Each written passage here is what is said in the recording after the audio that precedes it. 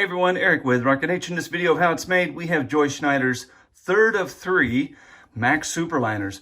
This is another vehicle out of their construction fleet. I believe this one's actually retired and may very well pull the pulling truck around that they take to truck pulls. So what did we do here? We started out with a stock Mack Superliner. And all Mack Superliners from Diecast Promotions have air cans on the outside and then a hole in the hood where the air tube goes into the firewall and then off into the engine. As you can see, that has been deleted. And how did I do that?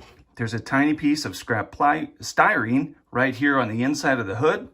That was glued in place, and then body filler was used. I think I used Bondo body filler on this one. It was used to fill in the gap and then sanded smooth. Went ahead and put decals down the side. Those are from Circus City. These are spot on, by the way. The decals are just spot on. Very, very nice. What else do? We reused the factory exhaust. We added this headache rack, which is chrome. This is a DCP takeoff. This was sanded pretty darn short. Those posts down there, I had to shorten those up a lot so this wouldn't stick up too far above the cab. This is out of my store. The third axle here, on the real truck, the tire diameter is slightly smaller than the driver's. What I did was I found some low pro tires in my parts bin and swapped out the factory tires with the low pros, and then took the inside dual off, as on the real truck, again, just the outside chrome is on the real truck. So to give that a simulated look there. Little gloss black shot over this thing to make it look right, and the factory tanks were reused on this build.